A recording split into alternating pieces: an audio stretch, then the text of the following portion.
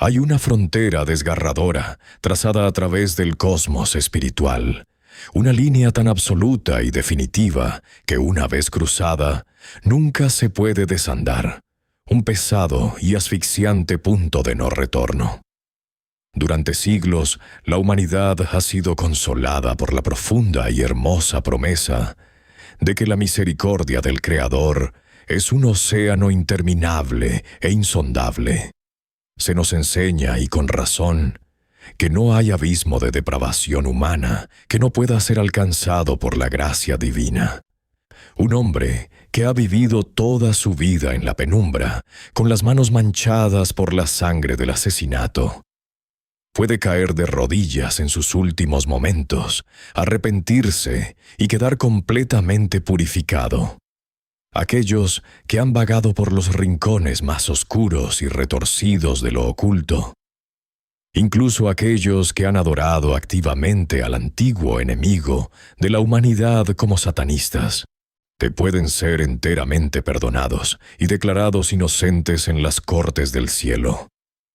Adúlteros, ladrones y mentirosos, sin importar qué tan lejos se hayan desviado, siempre se les concede un camino de regreso hacia la luz. Pero oculta dentro de las antiguas escrituras, pronunciada directamente por el mismísimo Mesías, yace una revelación inquietante, casi paralizante. Entre el catálogo interminable de pecados, rebeliones y atrocidades que un ser humano puede cometer a lo largo de su vida, hay exactamente uno que cae permanentemente más allá de los límites del perdón. Es una anomalía espiritual singular y fatal. Cualquiera que cometa este acto en específico ha sellado irrevocablemente su propio destino, cimentando su parada final en la eterna y aterradora realidad del lago de fuego. Con la mera existencia de tal pecado, ha atormentado las mentes de los creyentes durante milenios. Engendra un terror silencioso y melancólico en los corazones de aquellos que yacen despiertos por la noche, sobrecogidos por el repentino y escalofriante temor de que tal vez, en un momento de ignorancia juvenil o ira amarga, hayan cometido accidentalmente este acto imperdonable. Pero para comprender la verdadera y devastadora naturaleza de este pecado, debemos apartar las capas de la historia. Debemos viajar de regreso a los polvorientos y abrasadores caminos de la antigua Judea, donde los reinos físico y espiritual colisionaron violentamente. Durante su ministerio terrenal, Jesús de Nazaret no se limitó a caminar por la tierra entregando filosofía moral. Desgarró el tejido de la realidad, los demostrando un poder divino que el mundo jamás había presenciado. Se movió a través de las masas rotas y sufrientes con un aura de autoridad absoluta, realizando señales y prodigios innegables que desafiaban las leyes mismas de la naturaleza. A su toque, los ojos que habían estado sellados en la oscuridad desde el nacimiento se inundaban repentinamente de una luz vibrante y dorada. Los oídos que solo habían conocido el silencio absoluto del vacío se abrían abruptamente al sonido de familias llorando. Hombres cuyos miembros estaban marchitos y cojos se ponían de pie, con sus huesos milagrosamente restaurados, caminando con fuerza y vigor. Vivió una vida de pureza impecable, enteramente intacto por la corrupción del mundo, sin pecar jamás, sin cometer un solo error. Sin embargo, a pesar de la abrumadora prueba física de su origen divino, se encontró con un muro de odio oscuro y sofocante. La élite religiosa de su tiempo, los hombres que habían pasado toda su vida estudiando las profecías del Mesías venidero, se convirtieron en sus oponentes más acérrimos y venenosos. Cegados por su propio orgullo e intoxicados por su autoridad terrenal, lo acechaban implacablemente, intentando constantemente atraparlo, engañarlo para que se incriminara con sus propias palabras. Calumniaron su nombre en las calles, tachando al hombre más santo que jamás haya vivido como un vil pecador. Y en las oscuras y recónditas cámaras de los templos conspiraron en silencio para asesinarlo. Pero de entre todas estas acciones profundamente perversas, las conspiraciones, las mentiras, los intentos desesperados de asesinato, ninguna de estas era el pecado imperdonable. El momento fatal, el cruce del umbral espiritual definitivo, ocurrió durante una confrontación sumamente específica y profundamente intensa. Los textos antiguos registran un día en que fue llevado ante Jesús un hombre que estaba enteramente prisionero dentro de su propio cuerpo. Era completamente ciego y completamente mudo a la vez, atrapado en un aislamiento oscuro y silencioso, violentamente oprimido por una entidad demoníaca. Con un mero esfuerzo de su voluntad, Jesús expulsó al espíritu oscuro, destrozando al instante las cadenas físicas y espirituales del hombre. Las multitudes que presenciaron este milagro imposible quedaron absolutamente atónitas, sus mentes luchando por comprender la inmensa magnitud del poder que acababan de ver. Pero los fariseos, observando desde la periferia con ojos fríos y endurecidos, no sintieron la desesperada necesidad de aplastar esta fe naciente. No podían negar que un milagro sobrenatural acababa de ocurrir justo frente a ellos. La evidencia era totalmente innegable. Así que en un momento de oscuridad calculadora e inefable, ofrecieron una explicación horrorosa. Declararon ante las multitudes que los rodeaban que Jesús, en efecto, estaba expulsando demonios, pero no por el poder de Dios. Afirmaron, con una certeza escalofriante, que Él era capaz de comandar a los espíritus oscuros, solo porque estaba aliado en secreto con el mismísimo príncipe de los demonios, una entidad antigua y repulsiva conocida como Belcebú. Para el oído moderno, el nombre Belcebú podría sonar como un simple y arcaico sinónimo del diablo, pero para el pueblo de la antigua Israel, ese nombre conllevaba un peso histórico profundo y repugnante. Era un nombre empapado en siglos de sangre, rebelión y profunda decadencia espiritual.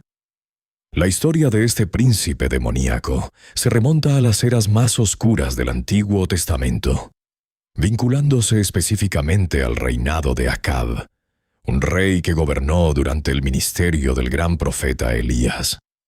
Acab se sentó en el trono de Israel durante 22 largos años, y los textos antiguos declaran que hizo más mal ante los ojos del Señor que cualquier rey que hubiera gobernado antes que él. Bajo su oscuro reinado, impulsado por su infame esposa, la nación se hundió en la locura espiritual. Construyeron inmensos altares a dioses falsos, erigieron ídolos imponentes e instituyeron la prostitución masculina dentro de sus lugares sagrados de adoración. Y fue una era de profunda putrefacción espiritual, marcada por la horripilante reconstrucción de la ciudad de Jericó. Un hombre llamado Hiel de Betel emprendió este proyecto maldito, sentando los pesados cimientos de piedra de la ciudad, al costo inimaginable de la vida de su hijo primogénito, y eventualmente levantando sus enormes puertas al costo de su hijo menor. Este esfuerzo enfermizo y empapado de sangre cumplió trágicamente una oscura profecía que había sido pronunciada 532 años antes, cuando Jericó fue reducida a cenizas por primera vez. Cuando el malvado rey Acab finalmente pereció, su hijo Ocosías tomó el trono, heredando el reino espiritualmente en bancarrota de su padre. Al poco tiempo de su reinado, el nuevo rey sufrió una terrible caída por la celosía de su aposento alto, no dejándolo postrado en cama y aferrándose a la vida. En su desesperada agonía, en lugar de recurrir al Creador del universo, Ocosías ordenó a sus siervos que viajaran a la ciudad pagana de Ecrón. Los envió a consultar a una deidad oscura y específica para saber si alguna vez se recuperaría de sus heridas. Los envió a preguntar a Belcebú. Este era un ídolo filisteo profundamente poderoso y repulsivo, una figura demoníaca cuyo propio nombre se traduce como el Señor de las Moscas, un título que evoca imágenes de muerte, decadencia y carne putrefacta plagada de insectos. A lo largo de los siglos, esta grotesca entidad fue adoptada en la teología judea como el título para un príncipe masivo y poderoso del reino demoníaco. Esta fue la entidad específica y horripilante que los fariseos eligieron invocar. Mientras permanecían bajo la cálida luz natural del sol, contemplando la manifestación perfecta y pura del amor divino y la sanidad que Jesús acababa de realizar, miraron al Creador del universo y lo acusaron de extraer su poder del Señor de las Moscas, de un demonio antiguo y putrefacto de decadencia. Jesús, manteniendo una calma perfecta y melancólica frente a esta profunda blasfemia, desmanteló inmediatamente su argumento. Miró a los líderes religiosos y presentó una lógica impecable y devastadora. Explicó que cualquier reino que esté violentamente dividido contra sí mismo inevitablemente se desmoronará en la ruina. Si una casa está constantemente en guerra desde adentro, no puede sostenerse. Por lo tanto, si él estuviera verdaderamente expulsando demonios, utilizando el poder oscuro del príncipe de los demonios, pero Satanás estaría destruyendo activamente su propio reino. Era una contradicción absurda e imposible. En cambio, Jesús declaró la innegable verdad. Es por el Espíritu de Dios que expulso a los demonios. Y es precisamente en el silencio pesado y persistente que sigue a esta declaración donde Jesús pronuncia las palabras más desgarradoras y aterradoras registradas en toda la Escritura. Palabras que han resonado a través de los milenios, infundiendo pavor en los corazones de generaciones. Miró a los hombres que acababan de atribuir la luz pura del cielo a las tinieblas del infierno, y dijo: «Todo tipo de pecado y blasfemia será perdonado, pero la blasfemia contra el Espíritu no será perdonada.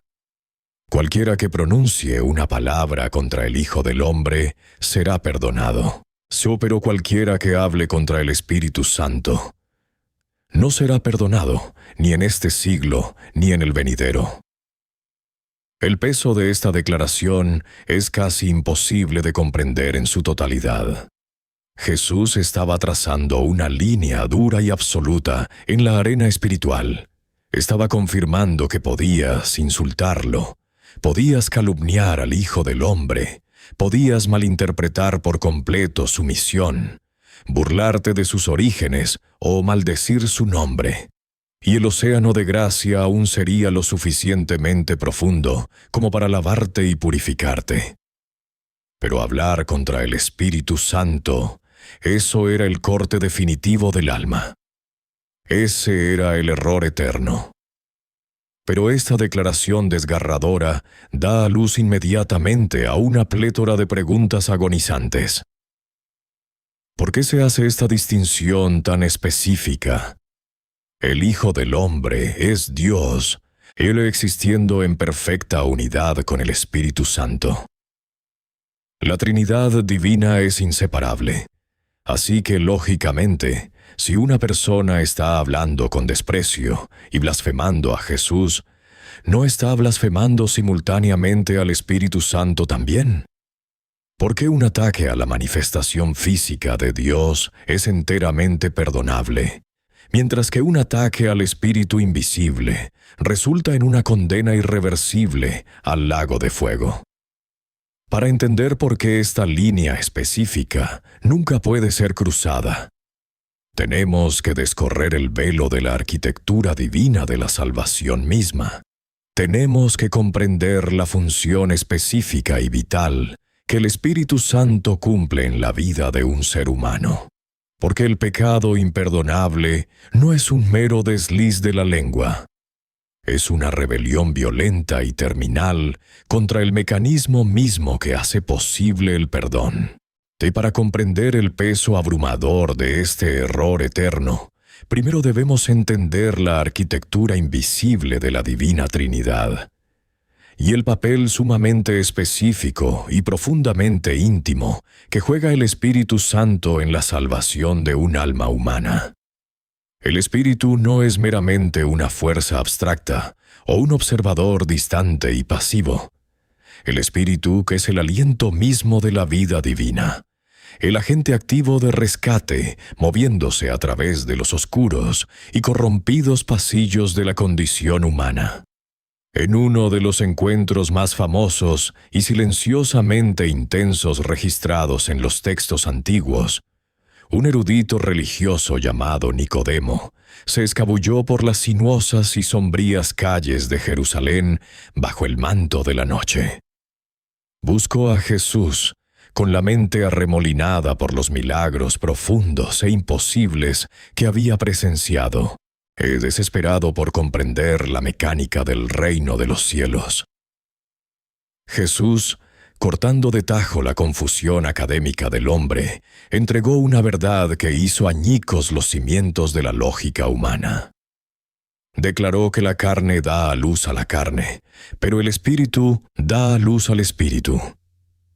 Y a menos que un hombre nazca completamente de nuevo por el poder del Espíritu Santo, ni siquiera puede ver el reino de Dios, y mucho menos entrar en él. El Espíritu Santo es el mecanismo supremo y esencial para la salvación. Las cartas antiguas nos dicen que es solo el Espíritu quien rompe activamente las cadenas de la humanidad, liberándonos por completo de las leyes asfixiantes del pecado y la muerte. El Espíritu se describe como un depósito celestial, un sello divino colocado sobre el alma de un creyente, actuando como una garantía absoluta e inquebrantable de la gloria radiante que está por venir. Es el Espíritu quien susurra las antiguas verdades en las mentes de los hombres, actuando como un maestro, recordando constantemente a los fieles las palabras de Cristo. Por lo tanto, el Espíritu Santo es la única cuerda que desciende hacia el oscuro y aplastante abismo de la rebelión humana. Hablar contra Jesús, malinterpretar su misión física, es una falla perdonable de la percepción humana. Pero mirar directamente la cuerda que te está salvando, entender exactamente qué es y cortarla deliberadamente, eso es un acto de suicidio espiritual. Destruye el medio mismo del perdón. Pero esta profunda realidad nos obliga a examinar la naturaleza aterradora de la palabra en sí. ¿Qué significa realmente cometer blasfemia? En la era moderna, es altamente casual, la humanidad ha diluido drásticamente la severidad de este concepto. Muchas personas yacen despiertas, atormentadas por el miedo agonizante de haber perdido su alma eterna, porque se golpearon el dedo del pie y gritaron una maldición usando el nombre del Creador. O porque en un momento de imprudente ira digital, escribieron un acrónimo inapropiado o profano en línea. Si bien los antiguos mandamientos prohíben estrictamente tomar el nombre del Señor en vano, advirtiendo que tales acciones conllevan profundas consecuencias espirituales y corrompen la pureza del corazón. Esta pérdida momentánea de control no es el pecado imperdonable. Si una sola palabra descuidada, pronunciada con ira, fuera suficiente para asegurar un lugar permanente en el lago de fuego, toda la narrativa de la gracia divina colapsaría por completo. No blasfemar, en el antiguo sentido bíblico, es ejecutar un acto consciente y calculado de desprecio extremo. Significa execrar. Mirar algo de una pureza absoluta e impecable y repudiarlo activamente, denunciándolo como repulsivo, aborrecible y repugnante. Consideremos la vida del gran apóstol Pablo, un hombre que antes de su transformación milagrosa era realmente culpable de respirar una blasfemia verdadera y violenta contra los cielos. Como un fariseo joven y ferozmente agresivo llamado Saulo, no solo habló en contra de los seguidores de Cristo, los cazó activamente.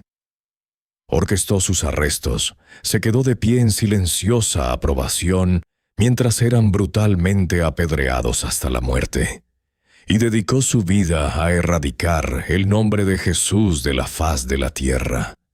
Sin embargo, cuando la luz cegadora del cielo lo derribó al polvo en el camino a Damasco, no fue arrojado inmediatamente al fuego eterno. En cambio, se encontró con un océano de gracia abrumador e insondable. Fue perdonado, lavado por completo y transformado en el mayor escritor del Nuevo Testamento. ¿Por qué a un asesino y blasfemo se le concedió una misericordia tan profunda, mientras que los fariseos, que simplemente pronunciaron una oración contra el Espíritu, fueron condenados por toda la eternidad? Para descubrir la aterradora mecánica del pecado imperdonable, debemos descender profundamente hacia las antiguas sombras del Antiguo Testamento. Debemos mirar hacia las arenas calcinadas por el sol de Egipto, donde la demostración definitiva de un alma corrompida se desarrolló en una escala masiva y cinematográfica. O cuando el Creador decidió liberar a su pueblo de las cadenas brutales y pesadas de la esclavitud egipcia, desató 10 plagas devastadoras sobre el imperio. Cada plaga escalaba en terror y severidad. El gran río Nilo, convirtiéndose en un flujo lento de sangre espesa y oscura. Enjambres masivos y asfixiantes de moscas oscureciendo el sol. Una oscuridad pesada y antinatural que físicamente podía sentirse presionando contra la piel. Sin embargo, a lo largo de esta aterradora exhibición de autoridad divina, al faraón se le mostró continuamente una gracia profunda e inmerecida. Después de cada juicio devastador, Dios proveía un momento de respiro. Las plagas se levantaban, las aguas se aclaraban, los cielos se abrían. Se creaba intencionalmente un espacio para que el rey egipcio se arrepintiera y doblara su rodilla ante el verdadero poder del universo. Pero después de cada una de estas misericordias no ganadas, el faraón tomó una decisión calculada y profundamente orgullosa. Endureció su cerviz. Obstinada y agresivamente, endureció su propio corazón contra el Creador. A pesar de múltiples promesas de dejar ir a los israelitas, vio repetidamente cómo el innegable poder de Dios retrocedía, y luego cambiaba violentamente de opinión. Durante 5 plagas consecutivas, el faraón operó desde su propio libre albedrío, terco y profundamente defectuoso. Fue testigo de la verdad y eligió activamente rechazarla.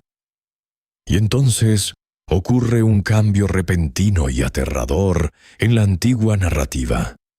El lenguaje de la Escritura cambia por completo. Ya no dice que el faraón endureció su propio corazón. En cambio, el texto declara, con una finalidad escalofriante, que Dios endureció el corazón del faraón.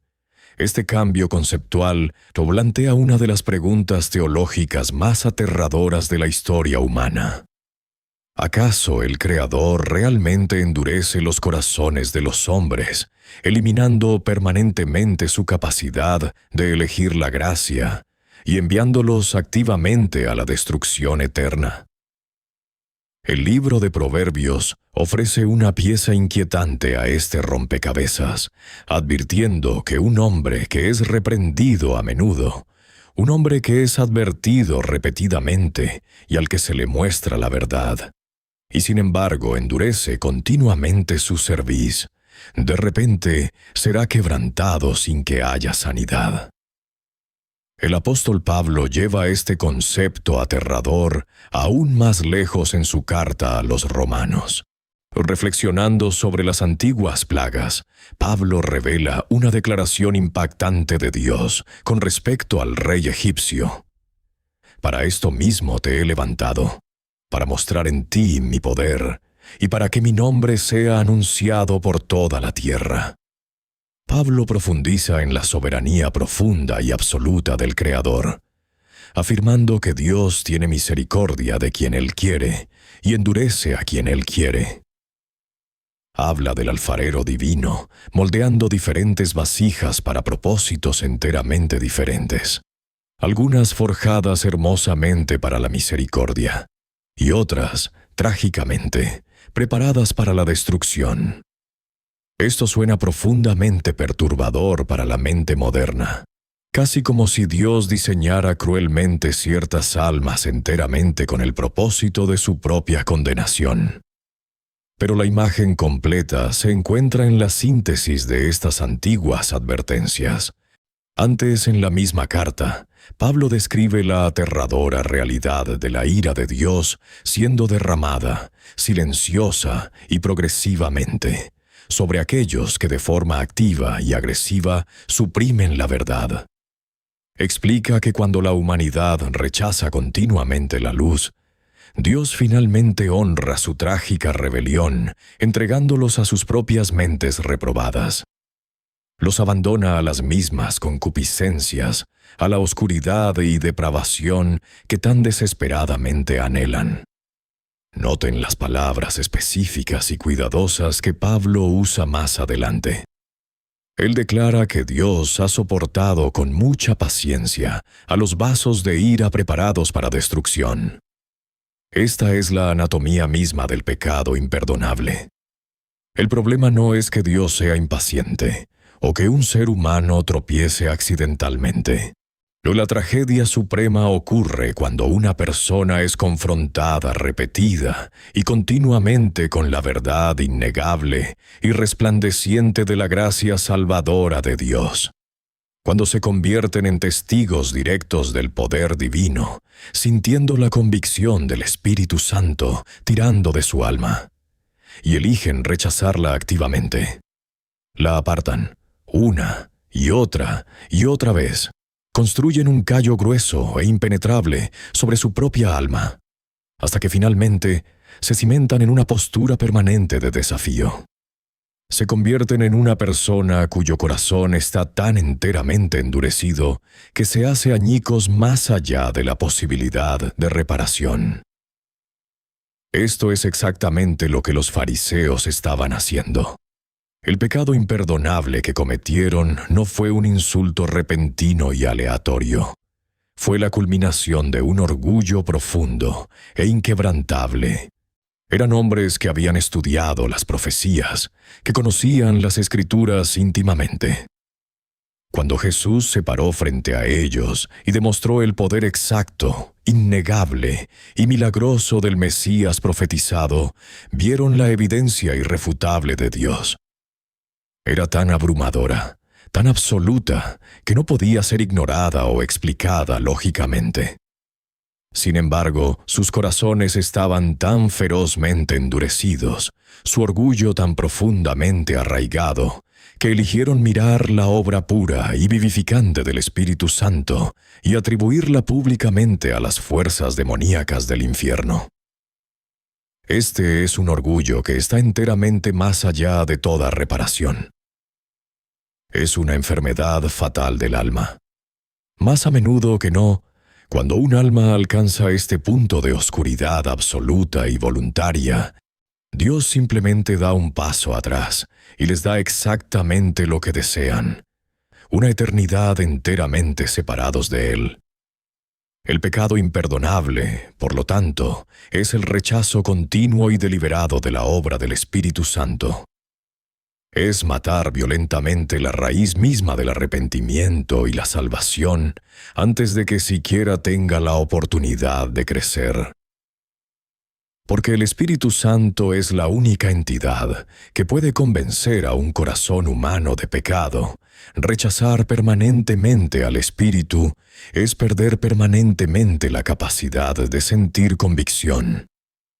Sin el dolor profundo y pesado de la convicción, un ser humano nunca se arrepentirá verdaderamente. Y sin arrepentimiento, las puertas del perdón permanecen eternamente cerradas.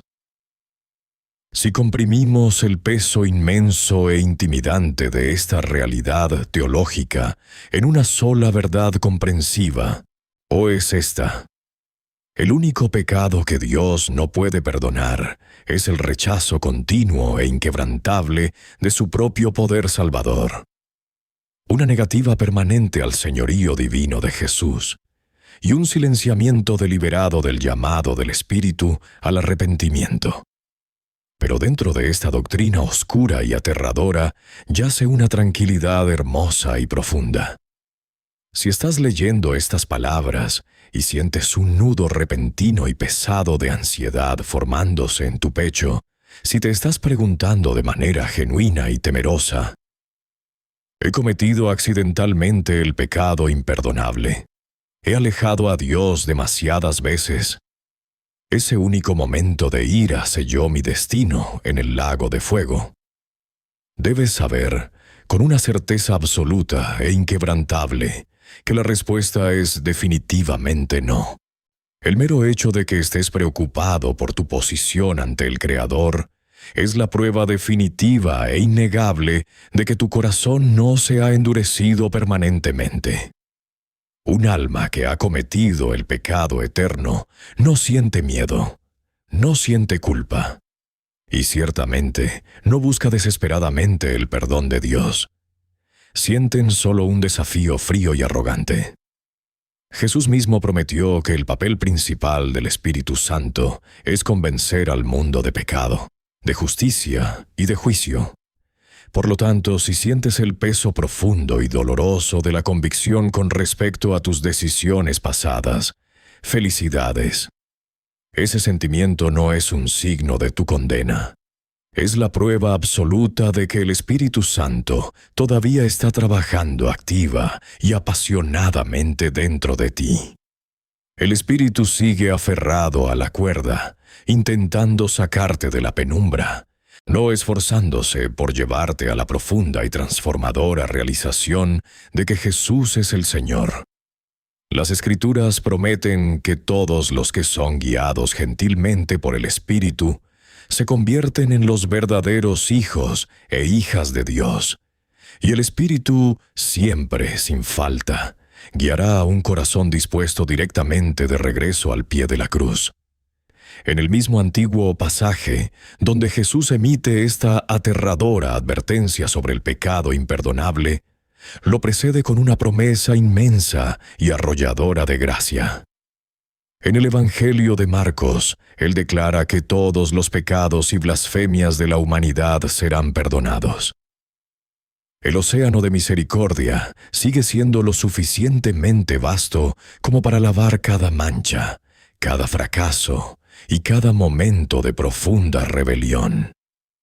Lo único que puede apartarte de esa agua es tu propia negativa a entrar en ella.